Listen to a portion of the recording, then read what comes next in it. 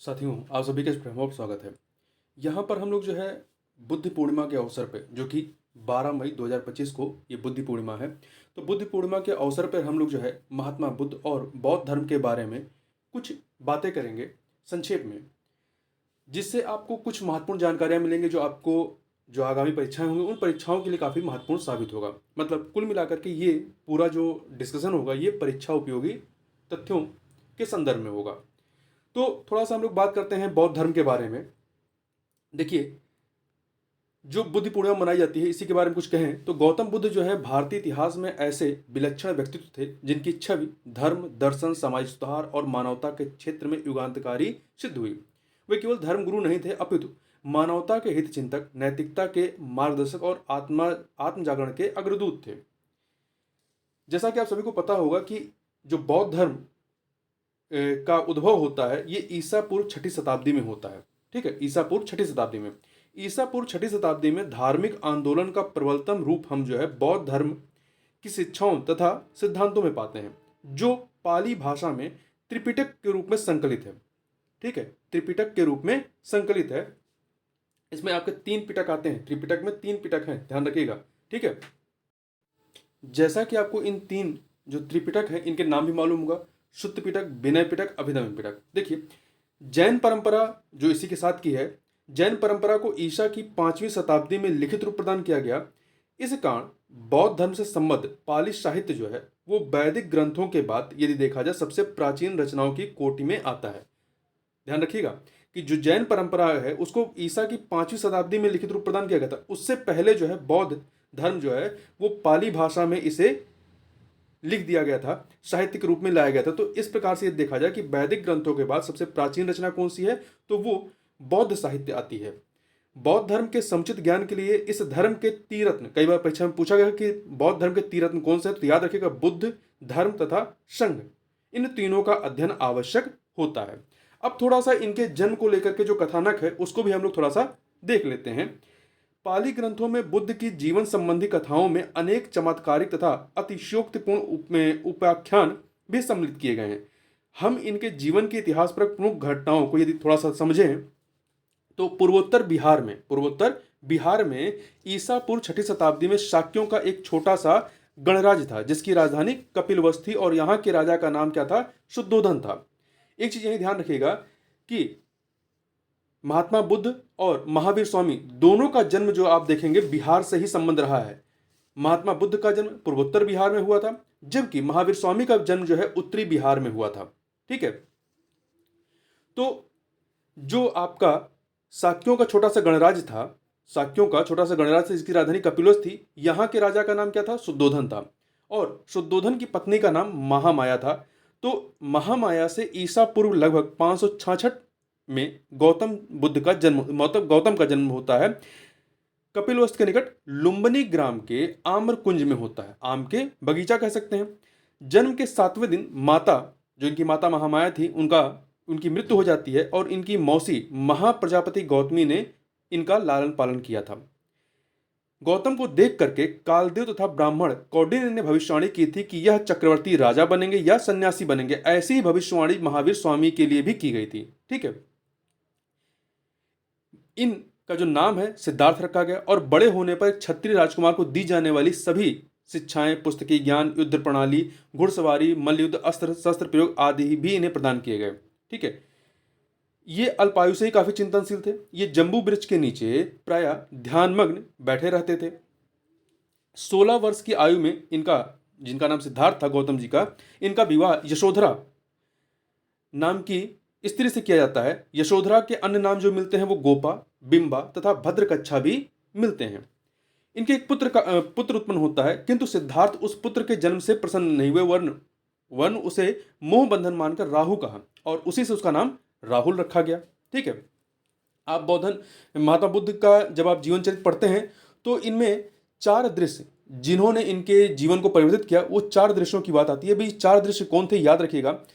ये जब नगर भ्रमण के लिए निकलते हैं तो सबसे पहले गौतम बुद्ध किसको देखते हैं, जर्जर शरीर वाला वृद्ध देखते हैं। कई बार पूछा जाता है कि क्रम लगाइए इन 4 दृश्यों का, तो सबसे पहले इन्होंने जर्जर शरीर वाले वृद्ध व्यक्ति को देखा था, मतलब बूढ़े व्यक्ति को देखा था। फिर रोगग्रस्त व्यक्ति को देखा और फिर तीसरे नंबर पे एक मृत व्यक्ति को देखा। इन तीन दृष्टियों से दुखमय जीवन के प्रति उनके मन में घोर वितृष्णा हुई। चौथा दृश्य क्या था? चौथा दृश्य था एक प्रसन्न मुद्रा में भ्रमण करने वाले सन्यासी का, जो सांसारिक मोह बंधन त्याग कर प्रसन्नचित्त था। इसी से ये क्या होते हैं? विमुख होते हैं। और इसके बाद ये जो है एक प्रकार से अपना घर बार छोड़ते हैं। देखिए, घर बार छोड़ने के संदर्भ में एक कथानक मिलता है। जो इनके पिता थे शुद्धोधन, वो पुत्र को मतलब सिद्धार्थ को सांसारिक वैभव में रमाने के लिए सतत प्रयत्नशील थे। एक रात अनेक रमणीय गणिकाओं का नृत्य देखते देखते गौतम सो जाते हैं। गणिकाएं भी निद्रामग्न हो गई थी। राजकुमारी गौतम की नींद सहसा टूटी तो उन्होंने देखा कि साज श्रृंगार विहीन जो गणिकाएं थीं वो निद्रावस्था में पड़ी हुई थीं, और उन्हें देख के ये उन्हें बहुत विद्रूप लगी और भयानक दिखाई पड़ी। किसी के बाल बिखरे थे, कुछ लगभग निर्वस्त्र थीं और उनमें से कुछ भयावह खर्राटे भर रही थीं। गौतम में संसार त्याग की भावना अब दृढ़ हो चुकी थी। अंत में पत्नी यशोधरा तथा शिशु राहुल को सोता छोड़कर उन्हें गृह त्याग दिया। इस समय गौतम बुद्ध की आयु कितनी थी? 29 वर्ष थी। और सांसारिक दुख उन्मूलन के लिए ज्ञान की खोज की एक उत्कंठ अभिलाषा में सिद्धार्थ अनेक आचार्यों के आश्रम में गए। इनमें सबसे पहले ये आलार कालाम तथा दूसरे रुद्रक रामपुत्र के पास जाते हैं। यहाँ पर कुछ दिन रहते हैं, परंतु इनका मन नहीं मानता। फिर आगे जाकर ये समाधि लेते हैं और इन्हें ज्ञान प्राप्त होता है। ठीक है। और फिर जब ज्ञान प्राप्त होता है तो सारनाथ में ये 5 ब्राह्मणों को, ये 5 ब्राह्मण वही थे जो इनके साथ में शुरू में ध्यान इत्यादि करने के लिए आए थे। तो इन 5 ब्राह्मणों को इन्होंने सारनाथ के पास इन्होंने पहला उपदेश दिया, और यही क्या कहलाता है? धम्म चक्र प्रवर्तन कहलाता है। ठीक है। और यहीं पर बुद्ध ने संघ की भी स्थापना की। प्रथम 5 शिष्यों के अतिरिक्त अनेक वैश्यों के साथ, जो वैश्य जाति के लोग होते हैं, वैश्यों के साथ बनारस का यश नामक धनाढ़ श्रेणी भी बौद्ध होकर संघ का सदस्य बन जाता है। देखिए, स्वयं बुद्ध ने भी इसके मतलब बौद्ध धर्म का आजीवन धर्म प्रचार किया था। बौद्ध ग्रंथों में देखें तो मगध के शासक बिंबिसार, अजातशत्रु, कौशल नरेश, प्रसेनजीत आदि राजाओं को बुद्ध का अनुयायी बताया गया है। राज परिवार के अनेकों सदस्यों ने भी बौद्ध धर्म स्वीकार किया। अब कुछ अन्य चीज देखते हैं। देखिए, अपने जीवन के अंतिम समय में पावा नामक स्थान पर बुद्ध ने चुंद नामक सुनार के घर भोजन किया। इस कारण इनके उदर में, पेट में विकार उत्पन्न होता है। विकार से पीड़ा होती, काफी पीड़ा होती है इनके पेट में। इसी अवस्था में कुशीनगर आते हैं। वहीं 80 वर्ष की आयु में इनका महापरिनिर्वाण होता है। इस प्रकार से इनका जन्म कहां पर होता है? लुम्बिनी में। और इनका महापरिनिर्वाण कहां होता है? आपका कुशीनगर में। जबकि महावीर स्वामी का कहां हुआ था? पावा में हुआ था। ध्यान रखिएगा, महापरिनिर्वाण के बाद बुद्ध के अवशेषों को 8 भागों में विभाजित किया गया और मगध के राजा अजातशत्रु तथा इस क्षेत्र के गणराज्यों ने स्तूप निर्मित कर इसे सुरक्षित रखा।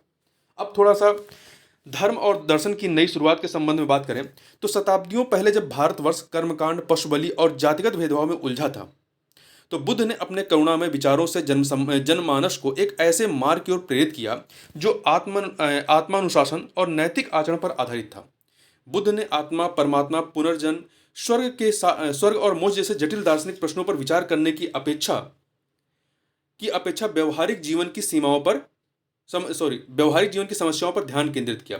देखिए, बुद्ध की मान्यता थी कि किसी रोग, जब इनके सामने इस तरह के प्रश्न आए, जैसे आत्मा, परलोक संबंधी प्रश्न आए, संसार नित्य है या शाश्वत है अथवा नहीं है, ये इन प्रश्नों के समय इन्होंने क्या किया? इन्होंने मौन रखा। बुद्ध की मान्यता थी किसी रोग के कारण के बारे में वाद विवाद में समय व्यर्थ करने से अच्छा है कि उसके उपचार का प्रयास तुरंत किया जाए।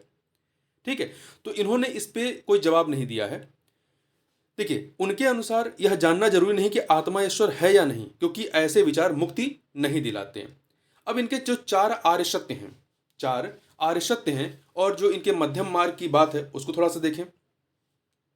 बौद्ध धर्म का जो मूलाधार है वो 4 आर्य सत्य हैं। इस धर्म के सारे सिद्धांत तथा बाद में विकसित विभिन्न दार्शनिक मतवादों, जो मत या वाद हैं, उनका ये आधार है क्या? 4 आर्य सत्य। ये 4 आर्य सत्य क्या हैं? इसको आप ऐसे भी देख सकते हैं। दुख है, दुख समुदाय, दुख निरोध तथा दुख निरोध गामिनी प्रतिपदा। जो चौथा दुख निरोध गामिनी प्रतिपदा है अर्थात दुख निवारक मार्ग, उसे ही अष्टांगिक मार्ग कहते हैं। या दूसरे रूप में आप कह सकते हैं संसार दुखमय है, दुख का कारण तृष्णा है, तृष्णा का निरोध संभव है, और ये इसका जो निरोध है वही अष्टांगिक मार्ग है। अष्टांगिक मार्ग के माध्यम से दुख निरोध होता है। उनका बताया मार्ग अष्टांगिक है, इसीलिए इसे अष्टांगिक मार्ग कहा जाता है। ठीक है। उन्होंने इंद्रिय भोग और कठोर तपस्या दोनों अतिरेकों को अस्वीकार करते हुए मध्यम मार्ग अपनाने की शिक्षा दी है। ठीक है, मध्यम मार्ग की बात की है इसे, इसलिए इनका जो विचार है उसे मध्यम प्रतिपदा या मध्यम मार्ग का मार्ग भी कहा जाता है। यही मार्ग उन्हें संबोधि और निर्वाण की ओर ले गया। यहां ध्यान रखिएगा, जो अष्टांगिक मार्ग है, अष्टांगिक मार्ग में क्या क्या चीजें हैं उनको थोड़ा सा देख लें। तो देखिए, अष्टांगिक मार्ग को दुख निरोधगामिनी प्रतिपदा कहा जाता है। ये 8 मार्ग सम्यक दृष्टि अर्थात सत्य और असत्य तथा सदाचार और दुराचार के विवेक द्वारा 4 आर्य सत्यों की एक सही परख। दूसरा है सम्यक संकल्प अथवा इच्छा तथा हिंसा से रहित संकल्प करना। तीसरा है सम्यक वाणी, जिसका तात्पर्य है सदा सत्य तथा मृदु वाणी का प्रयोग करना जो धर्म सम्मत हो। चौथा है सम्यक कर्म या अच्छे कर्मों में संलग्न होना। पांचवा है सम्यक आजीव अर्थात विशुद्ध रूप से सदाचार पालन करके जीवन व्यतीत करना। छठा है सम्यक व्यायाम अर्थात विवेकपूर्ण प्रयत्न करना। सातवां है सम्यक स्मृति अर्थात अपने कर्मों के प्रति विवेक तथा सावधानी को निरंतर स्मरण रखना। और आठवां है सम्यक समाधि अथवा चित्त की समुचित एकाग्रता। तो ये अष्टांगिक मार्ग है। ठीक है, इस अष्टांगिक मार्ग के अनुशीलन से व्यक्ति निर्वाण की ओर अग्रसर होता है। बुद्ध ने अष्टांगिक मार्ग के अंतर्गत अधिक सुखपूर्ण जीवन व्यतीत करना या अत्यधिक काया क्लेश में संलग्न होना, मतलब अपने शरीर को बहुत कष्ट देना, दोनों को वर्जित किया है। उन्होंने इस संबंध में मध्यम प्रतिपदा या मध्यम मार्ग का उपदेश दिया है। तो यही आपका मध्यम मार्ग है। सामाजिक समता और नैतिक क्रांति के बारे में बात करें तो बुद्ध का धर्म किसी जाति, लिंग या वर्ण तक सीमित नहीं था। उन्होंने स्पष्ट किया कि मोक्ष का अधिकार केवल किसी जाति तक सीमित नहीं है, अपितु जो सत्य, धर्म, संयम और शील का पालन करता है वही सच्चा ब्राह्मण है। धम्मपद में बुद्ध कहते हैं, न जटाही न गोतेन न जच्चा होति ब्राह्मणो यमी सच्च चा धम्मो चा सो सुखी सोचा ब्राह्मणो। तात्पर्य कि ब्राह्मणत्व ना तो जटाओं न गोत्र से और न जन्म से आता है, वह केवल सत्य और धर्म के पालन से प्राप्त होता है। ठीक है, यहां ध्यान रखिएगा, यदि मोक्ष के बारे में बात करें कि मोक्ष के लिए आत्म प्रयास की जो इन्होंने बात की है उसके संबंध में यदि देखें तो बुद्ध ने ईश्वर या आत्मा के अस्तित्व को सीधे नकारा नहीं है, परंतु उसके बारे में उन्होंने कुछ कहा भी नहीं है। उस पर मौन रहकर यह संकेत दिया कि मुक्ति के लिए यह चर्चा आवश्यक नहीं है। उन्होंने बार बार बल दिया कि व्यक्ति को स्वयं अपने प्रयत्नों से दुखों से मुक्ति पानी चाहिए, न कि किसी अदृश्य शक्ति की आराधना पर निर्भर रहना चाहिए। ठीक है, यहां पे ध्यान रखिएगा थोड़ा सा कि जो बौद्ध धर्म का निर्माण है और जो वैदिक धर्म में मोक्ष की बात की जाती है, दोनों में अंतर है। वो अंतर क्या है, उस अंतर को थोड़ा सा समझ लेते हैं। देखिए, बौद्ध धर्म के अनुसार मनुष्य के जीवन का चरम लक्ष्य क्या है? निर्वाण प्राप्ति। निर्वाण का अर्थ क्या होता है? दीपक का बुझ जाना अर्थात जीवन मरण के चक्र से मुक्त हो जाना। निर्वाण का सिद्धांत वैदिक धर्म के मोक्ष के सिद्धांत से भिन्न है। कैसे? वैदिक धर्म के अनुसार सत्कर्मों से व्यक्ति में निहित आत्मा परम ब्रह्म में विलीन हो जाती है और पुनर्जन्म के चक्र से व्यक्ति छुटकारा पा जाता है। वहीं बौद्ध धर्म के अनुसार निर्वाण इस जन्म में भी प्राप्त हो सकता है, किंतु महापरिनिर्वाण यदि आपको प्राप्त करना है मृत्यु के बाद ही संभव है। मतलब आप जीते जी निर्वाण प्राप्त कर सकते हैं, परंतु यदि आपको महापरिनिर्वाण चाहिए तो मृत्यु के बाद ही वह संभव है। ठीक है, तो ये याद रखिएगा। बौद्ध धर्म के विस्तार और स्तूप निर्माण के बारे में बात करें तो देखिए, बुद्ध के निर्माण के बाद उनके विचारों का प्रभाव इतना व्यापक हुआ कि भारत से बाहर एशिया के अनेक देशों में उनका धर्म फैल गया। सम्राट अशोक के काल में बौद्ध धर्म को राजाश्रय मिला। ठीक है, देखिए, इनकी मृत्यु के बाद हमने जैसे पहले ही बात की कि इनकी मृत्यु के बाद, महापरिनिर्वाण के बाद बुद्ध के अवशेष को 18 भागों में विभाजित किया गया था। 8 भागों में विभाजित किया गया था। जबकि जब सम्राट अशोक आते हैं तो वो क्या करते हैं? बुद्ध के अवशेषों को 84,000 भागों में विभाजित कर पूरे देश में स्तूपों का निर्माण करते हैं। ऐसा माना जाता है कि जो अशोक के स्तूप हैं वो 84,000 करीब स्तूप हैं। ठीक है, और यह स्मारक बौद्ध प्रचार और आस्था का केंद्र बन गए। अब आगे चल करके जो बौद्ध धर्म है वो 2 भागों में बढ़ता है, हीनयान और महायान। बौद्ध धर्म धीरे धीरे 2 प्रमुख धाराओं में विभाजित होता है, हीनयान और महायान। हीनयान या थेरवाद परंपरा बुद्ध की मूल शिक्षा, व्यक्तिगत मोक्ष, नैतिक आचरण, ध्यान और विरक्ति पर आधारित रही है। यह बुद्ध को ईश्वर नहीं मानती है, जबकि जो महायान है वहां पे बुद्ध को ईश्वर माना गया है। महायान ने सेवा, भक्ति और करुणा पर अधिक बल दिया है। इसमें बोधिसत्व की अवधारणा उभर कर आई कि इसमें महायान में बोधिसत्व के अनुसार लोग स्वयं मोक्ष प्राप्त करने की बजाय सबकी सहायता के लिए जन्म लेते रहे हैं। मतलब बोधिसत्व जो महायान शाखा से संबंधित होते हैं, ये स्वयं के निर्माण की बात केवल नहीं करते हैं, ये सभी के निर्माण की बात करते हैं। इस विचार ने चीन, जापान, कोरिया और तिब्बत जैसे देशों में बौद्ध धर्म को लोकप्रिय बनाया। आप देखें इसका प्रसार जो है, आप नीचे साइड जाएंगे तो श्रीलंका है, कोरिया हो गया, चीन, जापान, इंडोनेशिया में भी इसका काफ़ी विस्तार रहा है। आगे चल करके आप देखेंगे कि बौद्ध धर्म जो है पहले तो काफ़ी फैलता है, फिर ये बौद्ध धर्म जो है वो हिंदू धर्म का ही एक भाग बन के रह जाता है। जैसे कि ये विष्णु के अवतार के रूप में बुद्ध को माना जाने लगा। 10वीं शताब्दी तक आते आते होता क्या है कि बुद्ध वैदिक धर्म में समाहित हो गए। संस्कृत के अनेक ग्रंथों ने उन्हें भगवान विष्णु का अवतार माना। कश्मीरी कवि क्षेमेंद्र के दशावतार चरित तथा उड़ीसा के जयदेव के गीत गोविंद में बुद्ध को विष्णु के अवतार के रूप में स्वीकार किया गया। इस समावेशन से बुद्ध की एक पृथक धर्म संस्था के रूप में पहचान धीरे धीरे लुप्त होती चली गई।